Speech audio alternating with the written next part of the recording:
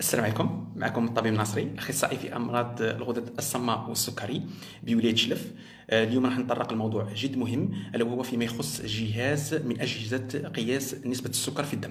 ما يخفيكمش انه مؤخرا الاخ عبد الرحيم بونقطه اللي هو اخصائي في امراض الغدد الصماء والسكري بسيدي عيش بولايه بجايه طرح فيديو تحسيسي فيما يخص كيفيه استعمال اجهزه نسبه القياس ولا اجهزه قياس السكر في الدم، ولكن في نفس الوقت انتقد بعض الاجهزه وقال باللي كاين بعض الاجهزه ما تصلحش بالنسبه لمرضى السكري وتشكل خطر عليهم. وانا اليوم راح نثبت لكم انه حقيقه هناك اجهزه اللي ما تصلحش.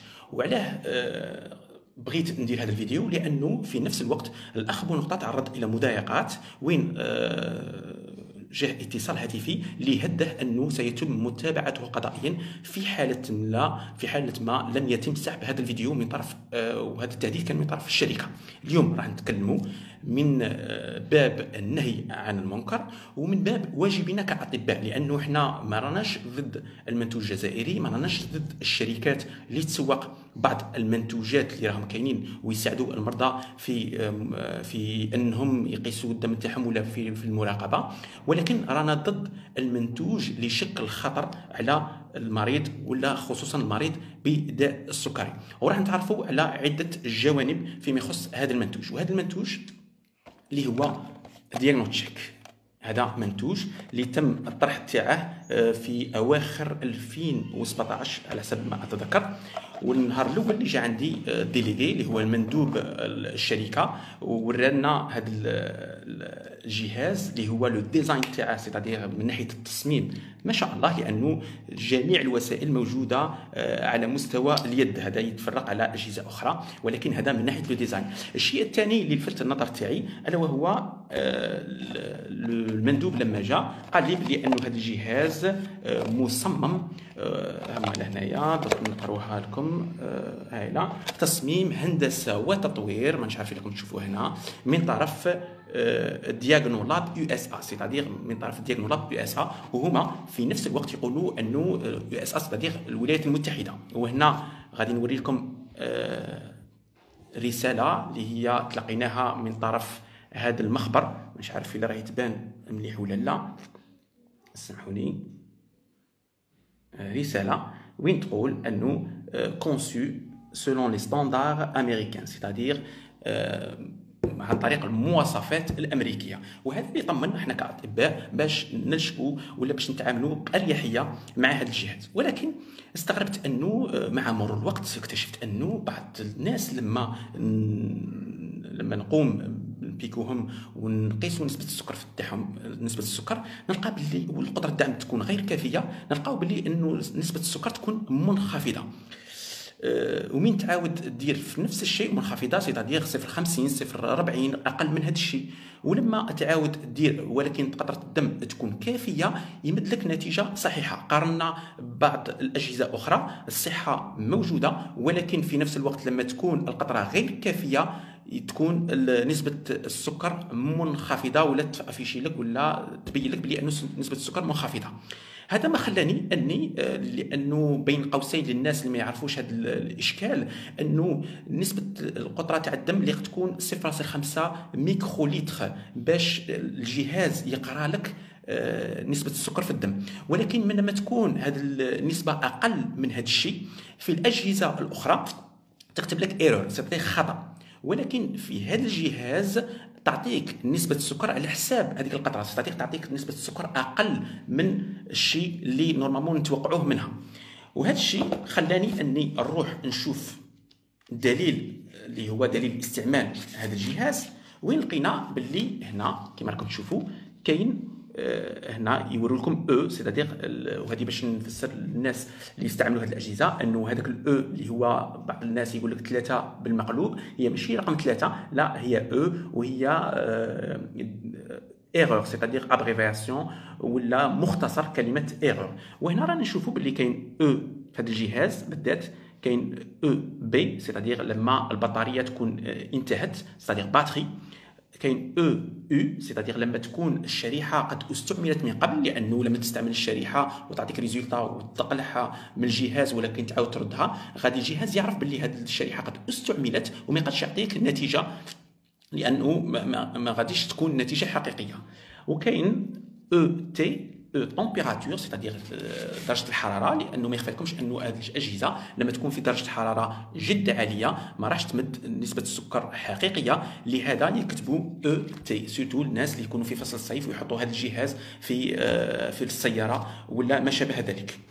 الوغ شدنا حنا من باب انه شفنا باللي كاين خطا، اتصلت بالمندوب على مندوب هذه الشركه وفهمته باللي يودي الجهاز تاعكم اللي هو هذا دياغنوستيك راه فيه خطا كبير ويشكل خطر على مرضى السكري، لانه انسان اللي فيه نسبه السكر ويلقاها باللي هابطه بزاف راح يتعاطى بعض الماكولات المسكره باش ينسي يطلع نسبه السكر، ولكن فينالمون غير هو خطا في تركيب الجهاز اللي هو غير مدعم بتقنيه ايرور قطرات الدم غير كافيه.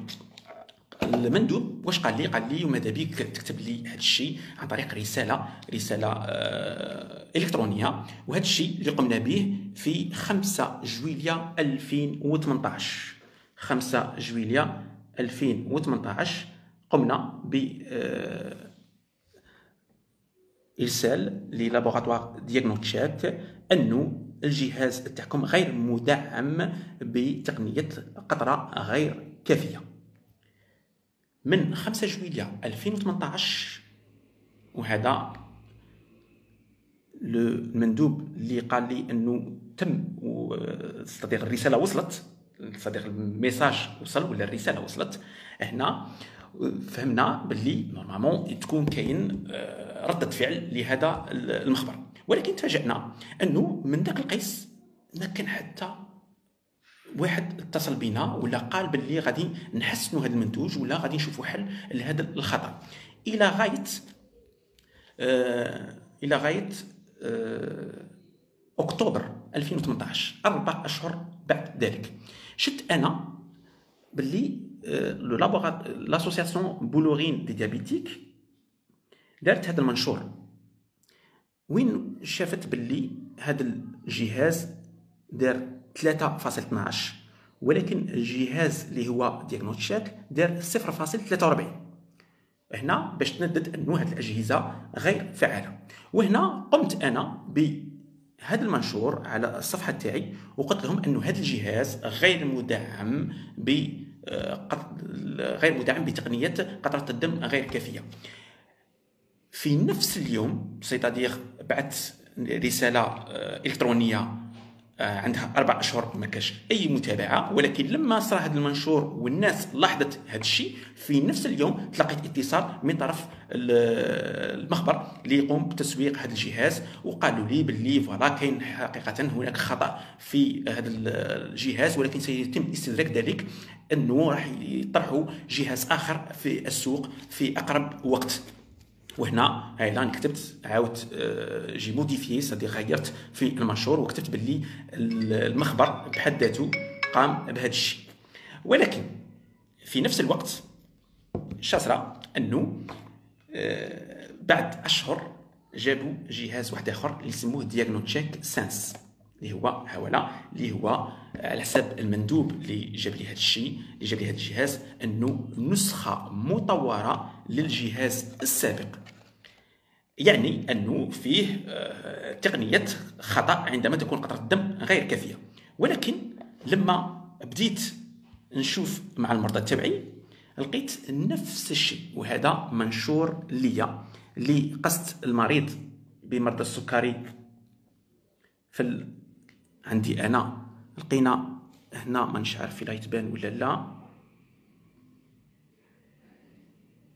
راكم تشوفوا هنايا كانت 2.03 بالنسبه للجهاز، ولكن 37 0.37 بالنسبه للجهاز اللي يقولوا عليه انه مطور. وغادي نعاود نذكركم قالوا باللي انه راكم تشوفوا هنايا تصميم هندسه وتطوير من طرف دياغنولاب يو اس ا هذه ما عرفناش اسكو الولايات المتحده الامريكيه ولا هو مخبر مسمي روحه دياغنولاب يو اس ا، وكل مخبر هو حر في التسميه تاع اللي يتلقاها. ولكن كما شفنا في بدايه الفيديو انه كاتبين انه لي ستاندار امريكان سيتادير المواصفات الامريكيه، وانا ما نظنش انه فيه جهاز عن طريق مواصفات أمريكية، جهازين في نفس الوقت ما فيهمش خطأ قطرة الدم غير كافية.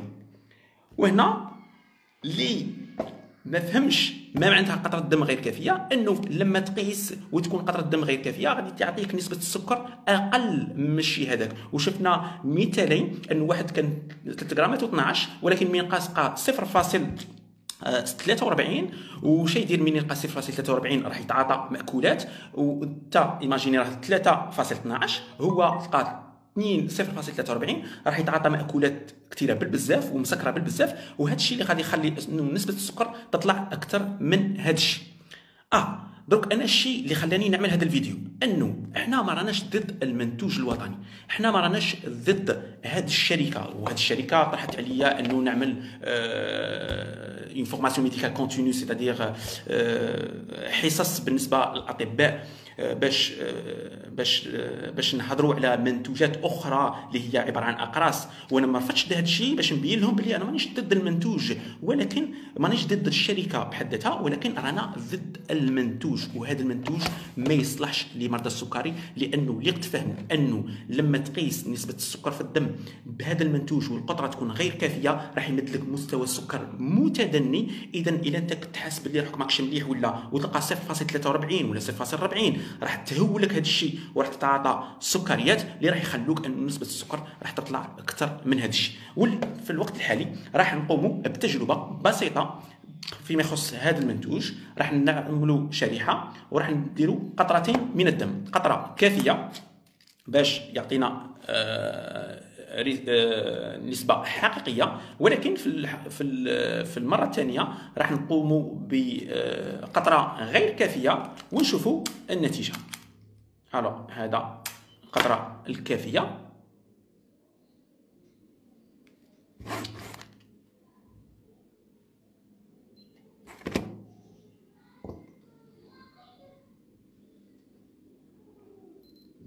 وهنا لقينا 0.92. ولكن لما تكون قطرة الدم غير كافية راح نسيو أنه قطرة الدم تكون غير كافية.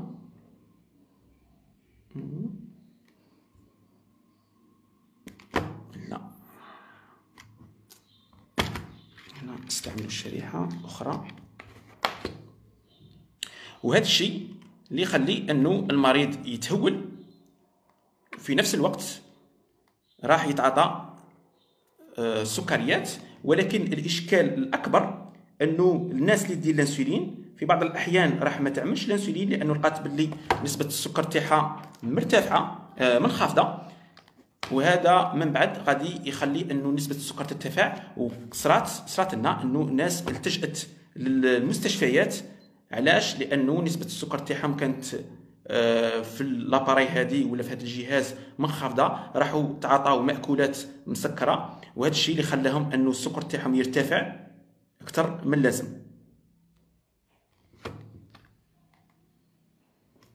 هنا مانيش عارف شولا الاشكال. غادي نعاودو نديرو هذه لما تقوم سي بون. البطارية راهي قريب للانتهاء. هذه غادي دوك نبين لكم. الاولى كانت 0.92 وهنا غادي تقعد ما تبينلكش اي جهاز مصنع باش يقيس نسبة السكر في الدم عنده هذه التقنية انه حذري ولا خطأ القطرة غير كافية. ولكن هذا الجهاز يدي القطرة يخلي هذاك الوقت باش تستدرك القطرة هذيك، ولكن ما يقولكش ان قطرة الدم غير كافية. وفي نهاية الامر راح يعطيك نسبة السكر اللي تكون اقل بكثير من النسبة اللي هي عندك حقيقة. هنا بدا العد التنازلي باش يعطينا ريزولتا، وهذا الريزولتا كما راكم تشوفوا LO. شنو معناتها؟ LO هي مختصر كلمة لو بالإنجليزية، ألا وهي منخفض.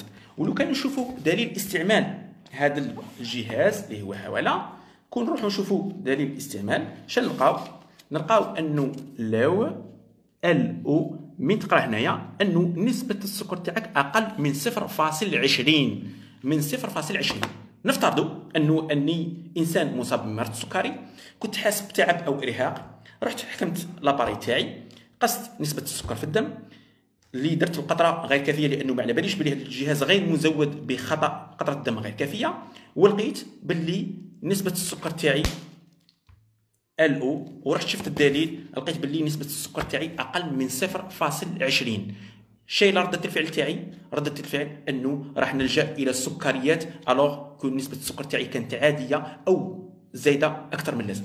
هذا كاع هذا الشيء اللي تكلمنا عليه. نعاود نكرر، ماشي نقد للمخبر بحد ذاته، لا كراهيه للابوراتوار بحد ذاته، لا، هو نقد الاجهزه راهي كاينه في الوقت الحالي. وحنا اللي غيكون الرساله تاعنا كاطباء ماهوش ان نكتبوا الادويه ونوصفوا الادويه، اي خطا ولا اي حاجه نشوفوها ماشي نيشان كاطباء اللي نتكلموا عليها واللي قندوا بها مهما كانت العواقب، لانه كاين مسؤوليه ما بين الله، ما بيننا وبين الله، وكاين مسؤوليه بيننا وبين المريض، لانه هذه الاجهزه الاثنين تسبب خطر كبير لمرضى السكري. احنا ما ناش نطلبوا انه المخبر ياخذ يبلع كاع نهائيا، لا، نطلبوا انه المخبر يحسن من نسبه المنتوج ولا من جوده المنتوج تاعه، ويكون في لي ليكتور اللي راهم جايين هذه التقنيات خطا نسبة السكر غير كافية. نظن أني فتكم بهذه المعلومة البسيطة، ونظن نشكر الأخ بونقطة على هذه الإحساس التحسيسية، ونشجعه أنه يكمل في هذا الشيء، لاخش ما شاء الله راك في المستوى. بارك الله فيكم.